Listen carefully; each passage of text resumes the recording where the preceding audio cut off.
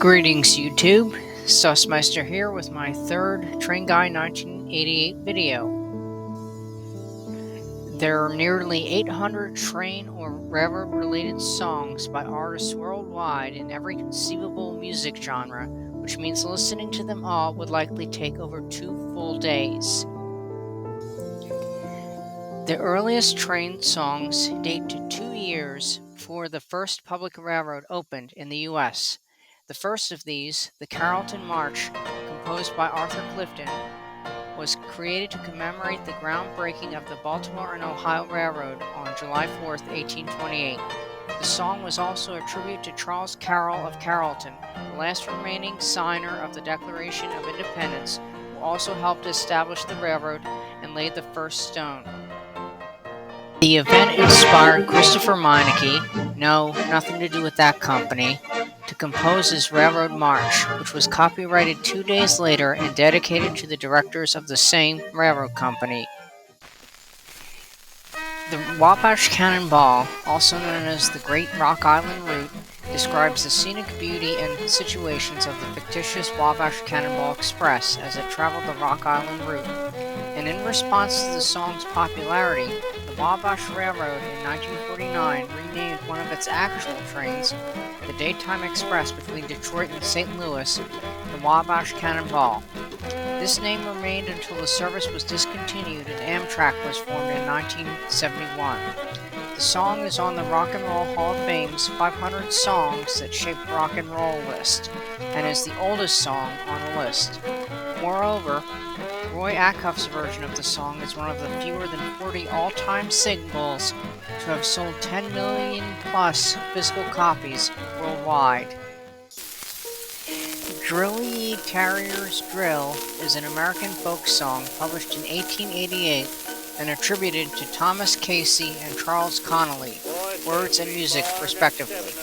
The song is a work song referring to the construction of American railroads in the mid-19th century and also refers to Irish rail workers, or tarriers, drilling holes in rock to blast out railroad tunnels.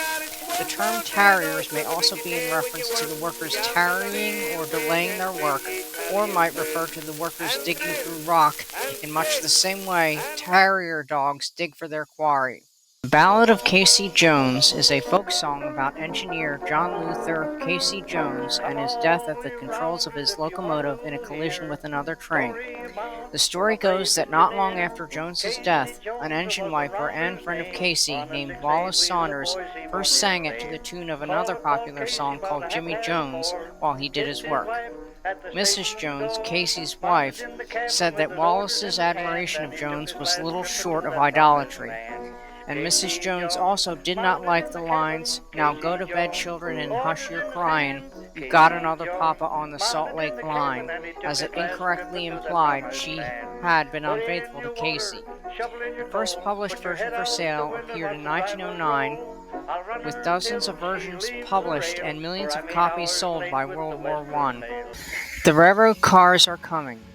The author of this song is unknown, though one possible source is a Marjorie K. Forsyth of Chicago, Illinois, who claimed to have learned it from her pioneer mother.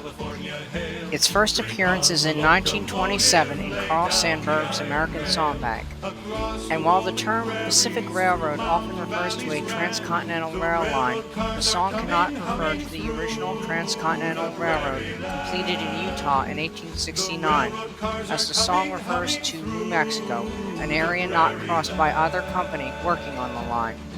The Santa Fe Railroad, or more specifically the Atchison, Topeka, and Santa Fe, is more likely the line being referenced, as it passed through Missouri, Kansas, Colorado, and New Mexico to Los Angeles.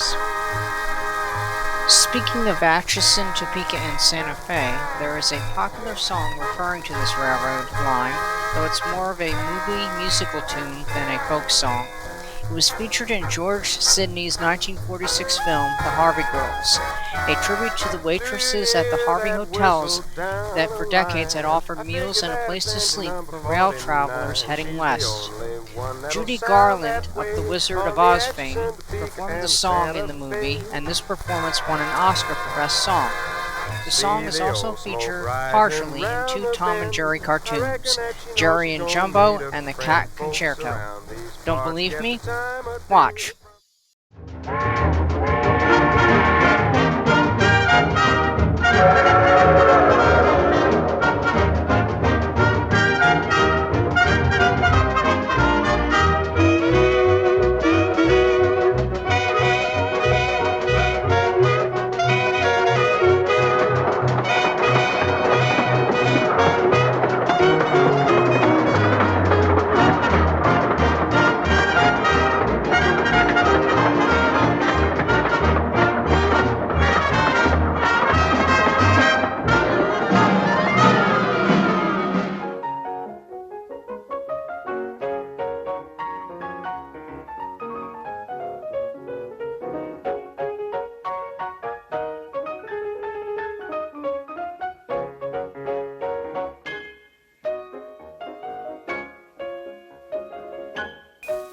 The Wreck of the Old 97 is a song referring to the Southern Railway mail train disaster which occurred near Danville on September 27, 1903, when a train derailed on the Stillhouse Trestle.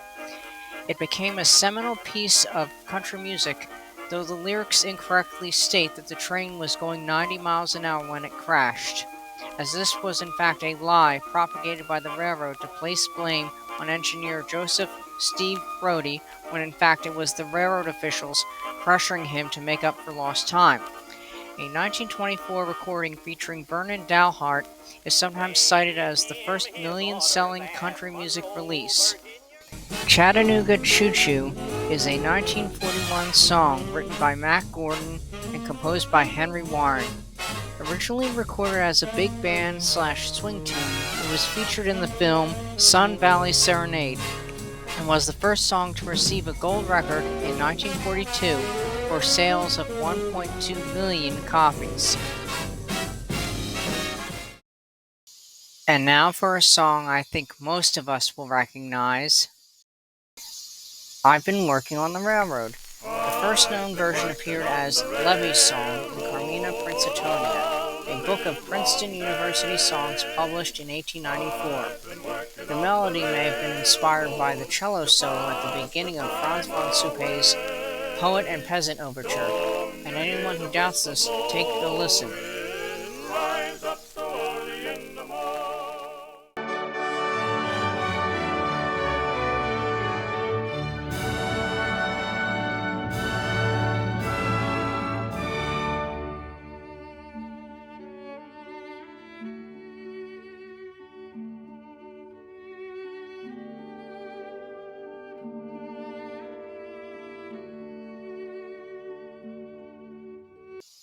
And now we come to 500 miles. But I would walk 500 miles and I would walk 500 more. No, not that song, but rather one known as 500 Miles Away from Home, or the Railroader's Lament. It refers to a traveler who is far from home, out of money, and too ashamed to return. It is also claimed that this song may derive from the older folk song 900 Miles, which in turn may have its origins from fiddle tunes like Train 45 and Reuben's Train. The American folk singer Hetty West is credited with writing the song, and the most commercially successful version is Bobby Bare's 1963 version, which became a top 10 hit on the U.S. Billboard Hot 100.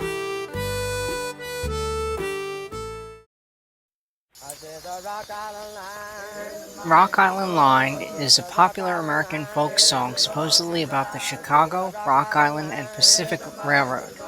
The song is a tall tale in rhyme about a train so fast that it arrives at its destination of Little Rock before its departure from Memphis at 9:30, which means it traveled faster than the speed of light, while another version tells the story of a train going through a toll gate near New Orleans, where the engineer fools the toll collector by saying his train has only livestock on board, no tolls were collected on livestock, and yelling back after his train has passed through that he's actually carrying pig iron or crude iron. The song first appeared or was written in 1929 by Clarence Wilson, and the first recorded versions in 1934 were performed by inmates of the Pulaski County Prison and Arkansas Cummins State Farm Prison. The collectors responsible for these recordings were John Lomax and Huddy Leadbelly Ledbetter.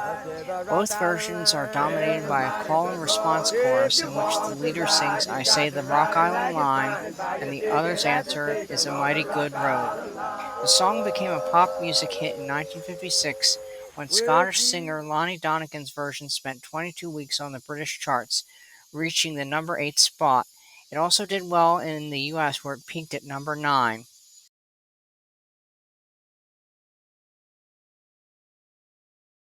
Well, the rock on the line is a mighty good road. Well, the rock on the line is the road to ride. Yeah, the rock on the line is a mighty good road. And if you want to ride it, gotta ride it like a finally get your ticket at the station on the rock on the line.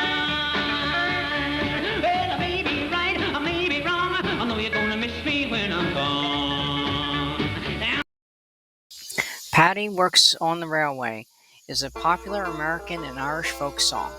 While the song portrays an Irish worker working on a railroad, it was originally and ironically sung as a sea shanty, the lyrics of which describe Irishmen taking a ship across the sea to work on American railways. The song reflects the work of thousands of Irish section crews as track layers, gaugers, spikers, and bolters. It was first recorded in the 1920s from the singing of veteran sailors, and has since been performed by numerous musicians, many of whom are either native to Ireland or of Irish descent. I left the old world for the new, bad cess to the luck that brought me through to work upon the railway. Fireball Mail was written by Fred Rose under his Floyd Jenkins alias and released/recorded by Roy Acuff, known as the King of Country Music, and his Smoky Mountain Boys in 1942. The song doesn't reference any particular railroad, though the Western Maryland Railway had a Fireball logo on their locomotives, as the railroad was known as a fast freight line, and some of their trains had a mail or RPO, railroad post office car.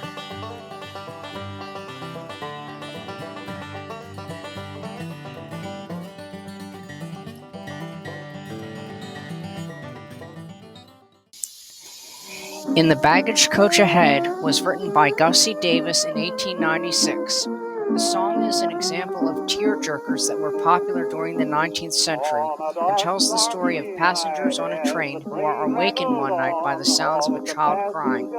Yet when they complain to the child's father, he says his wife and the child's mother recently passed away and is being taken back home in the baggage coach ahead, and the passengers become helpful to the father and his child.